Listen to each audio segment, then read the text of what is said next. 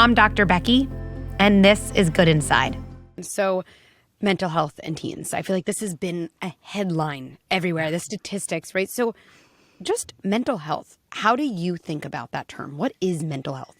So the book centers on a definition that it's the way I describe it, but, you're a clinical psychologist. I think, it's how we all think about it together, is that mental health is actually not about feeling good. And this is a huge issue because I think that equation has emerged in our culture. Rather, it's about having feelings that make sense in the context you're in. And then, most importantly, being able to handle those feelings well in ways that give relief and do no harm. So there's a lot of room for distress in how we talk and think about mental health. So let's just jump right into an example there. I'm just thinking picture. And maybe could you respond, like, from the feeling good standpoint, here's what a parent would think a kid should look like. And from a mental health as defined by Dr. Lisa D'Amour standpoint, here's what it would look like. Okay, so my kid gets cut from varsity soccer. My kid is in a lot of really difficult classes, is not doing as well as they might like. A couple of their friends start dating people. They feel like nobody likes me. Actually, I feel like I don't look as old as the other kid. Okay, I'm going to stop. Yeah. Give me like the fork in the road, because I always think our framework determines how we feel, what we do, right? And I think you're talking about a big framework shift. So let's lay those two things out. Sure. And what I love what you just described. You just described a week in the life of a teenager, right? Like everything you're describing is like right down the middle of the road of what families are living with. And so let me just zoom us out a little and then zoom us back in. Everything you're describing is going to upset a kid, right? Getting cut, struggling academically, feeling like they're a little bit on the out of what's happening on the social scene. And all of those things are going to foster distress. Like there's no getting around that. And what you said about the headlines, I think that part of what parents are up against right now is that in a lot of the headlines around the adolescent mental health crisis, which is real, there's no meaningful distinction made between adolescents being in distress and adolescents having a mental health crisis. And so what I am up against in my clinical work is parents who are living with a kid who's having that crappy week, right? That week that is completely garden variety, seeing tons of distress and thinking, do we have a major mental health concern because my kid is in so much distress? So that is what's scary. Okay, so to go to your idea of like, okay, where's the fork in the road? Yeah.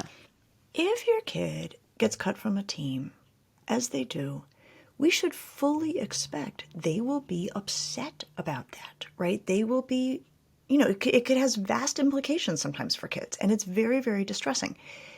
The presence of distress is actually not something that you or I, Becky, become alarmed by. In fact, and this is the real fork in the road, it's evidence that the kid works perfectly, right? It's evidence of their mental health. Yes. Okay, where the road forks is what happens next. Okay, so does the kid who is sad about getting cut from the team or mad about getting cut from the team go listen to angry or sad songs to kind of catalyze those feelings and have them out a little bit? Talk to their good friends about what happened and get some support. Maybe cry. Crying is a great way to express distress that does no harm and gives relief. Maybe go for a run. Maybe then resolve to figure out how they're not going to have this happen next year or what else they're going to put in that place. Okay, so that's as good as it gets. Those are the outcomes we're looking for. Where we become concerned, and there are places, right? It's not like all of this is okay. Where we become concerned if the kid is like, I am so upset, I'm going to get super high to deal with this and I'm going to stay high all week until the feeling dies down. Or I'm going to get on social media and be really crummy to the kids, about the kids who made the team. Or I am going to hop on my video game and be there for a week so that I don't have to think about this and cut out all other aspects of my life. Then we're like, okay, so the kid is getting relief, trashing people on social media is coping, getting high is coping, hiding in video games is coping, but it's relief that comes at a cost. And so what we're looking for is coping that is not costly.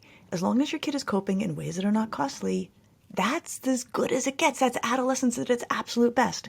The distress is a done deal. Why is it so hard to find reliable answers to parenting questions? How is it in 2022 parents still search on Google for answers from strangers? Well, now there's a better way. Introducing the Good Inside membership, an expert-guided, community-powered platform redefining modern parenting. In our library, you'll find hundreds of bite-sized videos, articles, scripts, and workshops tackling the trickiest parenting topics. And it doesn't stop here. We've created a private community guided by me, Dr. Becky, and coaches trained in the Good Inside parenting method. Here you can ask questions, connect with other parents, or attend a live event on a topic that matters to you. This is the parenting handbook that doesn't exist. This is parenting advice at your fingertips, where you need it, when you need it the most. This is Good Inside membership.